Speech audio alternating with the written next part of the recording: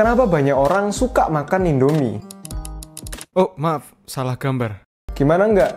Dari Sabang sampai Merauke. Dari muda hingga tua, dari pelajar hingga pekerja, semuanya pasti tahu dan minimal pasti pernah nyobain Indomie. Indofood sebagai produsen dari Indomie sebenarnya punya brand mie instan lainnya. Divisi mie instan hingga kini masih menjadi bisnis yang paling menguntungkan untuk grup Indofood. Tapi kenapa Indomie bisa menjadi seperti ini?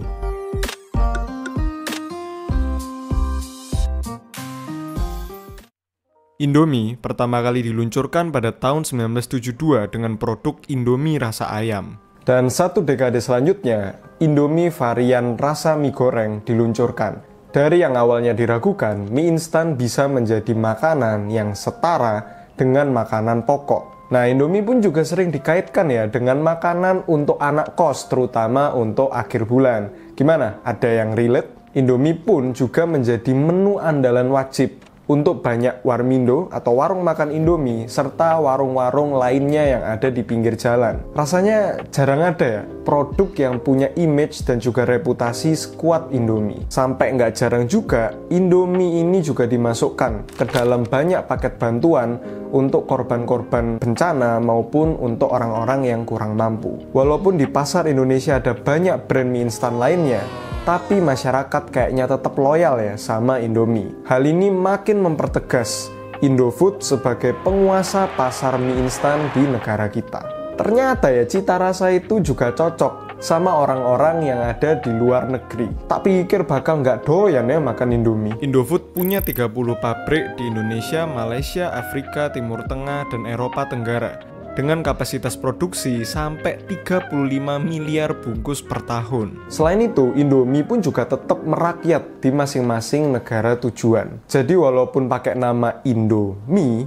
masyarakat yang ada di luar sana juga tetap bisa merasakan nilai-nilai lokal dari produk-produk Indomie. Pada tahun 2022, penjualan divisi mie Indofood aja mencapai 47 triliun, meningkat 16% dari tahun 2021. Di tengah harga bahan baku yang naik karena konflik geopolitik antara Rusia dan Ukraina. Hal ini menjadi bukti ya, walaupun harga jual dari Indomie naik, tapi masyarakat tetap mau loyal dan tetap mau beli Indomie. Yang nggak kalah penting, Indofood ini punya visi menjadi Total Food Solutions Company. Jelas, mereka harus punya distribusi yang baik. Tentu ini bukan jadi masalah, karena Indofood punya salah satu anak usaha, PT Indomarko Adiprima, sebagai distributor mereka. Apalagi, Antoni Salim sebagai pemilik Indofood juga punya kepemilikan di PT Indo Retail Makmur Internasional Tbk, yang merupakan induk dari Indomaret. Hal ini tentu akan semakin mempermudah produk-produk Indomie sampai ke tangan konsumen di seluruh pelosok negeri.